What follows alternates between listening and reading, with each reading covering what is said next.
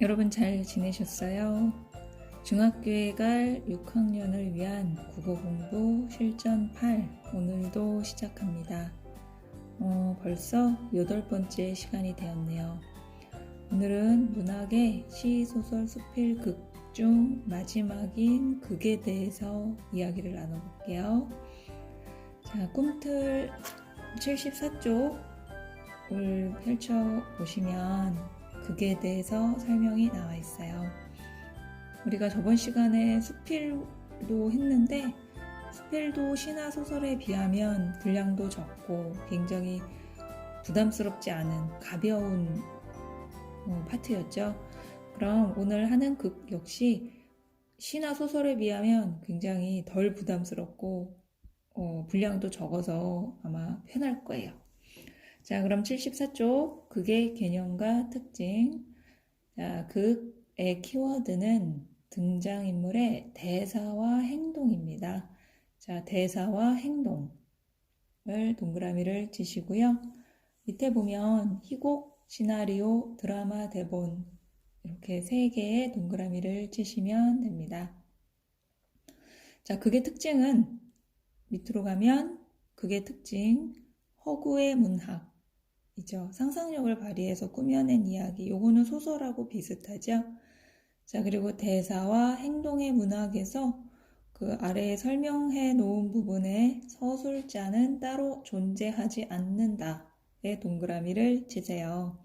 소설은 우리가 서술자가 있었죠. 그리고 서술자가 작품 안에 있으면 1인칭, 작품 바깥에 있으면 3인칭 시점이었죠.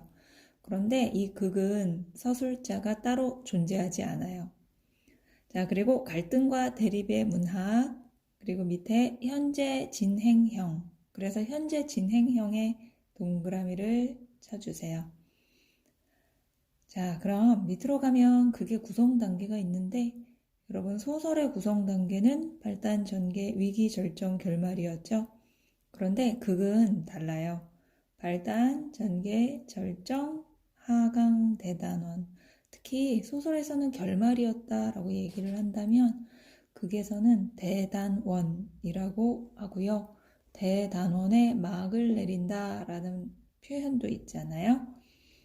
자, 그리고 밑으로 내려가면 극의 내용적 요소에서 인물, 사건, 배경이 나와 있는데 이거 역시 소설의 구성의 3요소인 인물, 사건, 배경과 같아요. 자, 그러면 74쪽에 바로 체크 1번부터 4번까지 여러분이 문제를 풀고 채점해 보세요. 자, 그러면 극의 첫 번째 종류인 희곡으로 넘어가 볼게요. 자, 75쪽으로 가면 희곡이 있죠. 자, 희곡은 연극의 대본이 키워드입니다. 자, 동그라미를 치시고요. 그 다음 아래로 가면 제약이라는 말이 나와요. 무대라는 한정된 공간에서 상영하기 때문에 시간과 공간, 등장인물 수의 제약을 받는다. 그래서 제약이 있어요. 무대가 좁은데 한꺼번에 수천 명을 등장시킬 수는 없잖아요. 그래서 연극 대본은 제약이 있어요. 만약에 이 연극 대본을 쓰는 사람이 그런 걸 고려를 안 하고 뭐 수천 명이 등장한다 이렇게 하면 아마 화가 날 거예요. 그 연극 하시는 분들이. 자, 그 다음 희곡의 구성 단위는 막장이에요. 막은 그 천이 올라갔다 다시 열릴 때까지가 하나의 막이에요. 그리고 장은 막과 막 사이의 작은 단위. 그래서 등장하거나 퇴장하거나 또는 조명이 꺼졌다가 다시 켜지면 그걸 장이라고 하죠. 자, 그 다음 희곡의 구성 요소는 해설, 대사, 지문입니다. 자, 해설은 막이 오르기 전이 키워드예요. 그리고 대사는 대화, 독백, 방백인데 대화하고 독백은 아는데 방백을 헷갈려 하더라고요.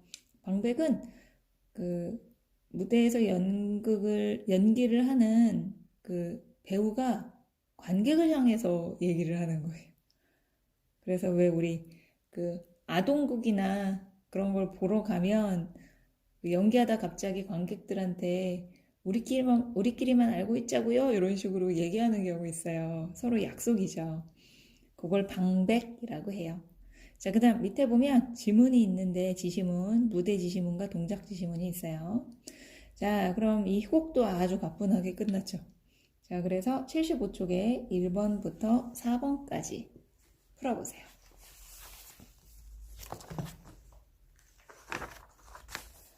자, 그럼 76쪽으로 가서 시나리오를 가볼게요. 자, 시나리오는 영화 대본입니다. 자, 영화 대본, 영화 동그라미, 대본 동그라미. 자, 그 밑에 보시면 기본 단위가 장면 씬이고요. 자유롭게 전환하고 그래서 제약을 거의 받지 않는다. 네, 동그라미를 치면 됩니다. 자, 그 다음 밑에 보면 시나리오의 구성 요소가 있죠. 자, 시나리오의 구성 요소는 아까 희곡의 구성 요소와 다 동일한데 장면 번호가 들어가 있어요. 씬 넘버. 자, 그리고 밑에 가보면 시나리오의 용어가 있죠. 여기에서 씬 넘버, 그리고 내레이션, 시나리오에서 대문자로 NA라고 쓰는 경우도 있어요. 그 다음 OL, 오버랩, 그 다음 CU, 클로즈업, 몽타주, 그리고 이펙트, 효과음이죠. 그 다음 FI와 FO, 요거는 간혹 나와요.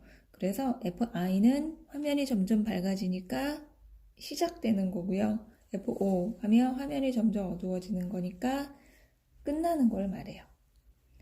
자, 그리고 인서트, 펜, 컷투 이렇게 나와 있고요. 그 다음 옆에 77쪽으로 가면 소설, 희곡, 시나리오의 비교가 있는데, 자, 그 개념이 소설, 희곡, 시나리오 모두 상상해서 꾸며 쓴 거죠. 그런데 소설은 이야기라면, 희곡은 연극의 대본, 시나리오는 영화의 대본. 자, 그리고 구성 단위가 소설은 없지만 희곡은 막과장, 시나리오는 장면. 자, 그 다음 옆에 기준의 등장인물 수, 시간, 공간, 장면의 전환 그 세 개를 묶어서 우리가 보면 소설이나 시나리오는 제약이 없고 자유롭다 이지만 희곡은 제약이 있고 자유롭지 않음으로 나와 있죠. 그 다음 서술자는 소설은 서술자가 있지만 희곡이나 시나리오는 없다고 그랬죠. 그리고 표현은 소설이 서술, 대화, 묘사, 희곡, 시나리오는 대사와 지시문. 자, 그 다음 구성 단계가 다르죠. 그리고 공통점에서는 모두 다 줄글입니다. 그래서 희곡이나 시나리오가 줄글이 아니라고 착각하는 경우가 종종 있어요. 이거 역시 줄글입니다. 그래서 산문, 줄글과 산문의 동그라미를 치고요. 그럼 우리 산문의 반대는 뭘까요? 산문의 반대라기보다는 자, 우리 시를 무슨 문이라고 하나요? 시는 운문이었죠. 자, 그 다음엔 공통점의 상상력, 허구, 인물, 사건, 배경, 대립과 갈등입니다. 그래서 이 시나리오도 별로 어렵지 않게 여러분이 진행할 수 있고요. 그리고 요즘 수능 문제에서는 이 소설과 시나리오를 같이 묶어서 그 지문으로 내서 문제를 내는 경우도 종종 있었어요. 희곡이나 시나리오처럼 극을 지문에 소설하고 같이 묶어서 내는 경우가 요즘 들어서 종종 보였어요. 그래서 요거는 지금 잘 알아두면 별로 어렵지 않게 공부할 수 있을 거예요. 자, 그럼 76쪽부터 77쪽까지 1번부터 7번까지 버튼을 잠깐 멈추고 문제를 풀어본 후에 반드시 옆에 거를 다 보면서 풀어야 돼요. 그리고 한번 채점을 해보세요.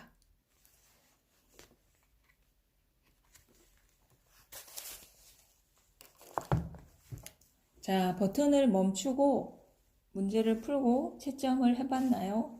자, 옆에를 다 보면서 풀어야 되기 때문에 무조건 다 맞아야 합니다. 하나라도 틀리는 게 없어야 돼요. 옆에 걸 다 보면서 푸는 거니까요. 자, 이렇게 해서 이제 시나리오 내용이 끝났다면 뒤에 보면 78쪽부터 83쪽까지 들판에서라는 희곡이 있고요.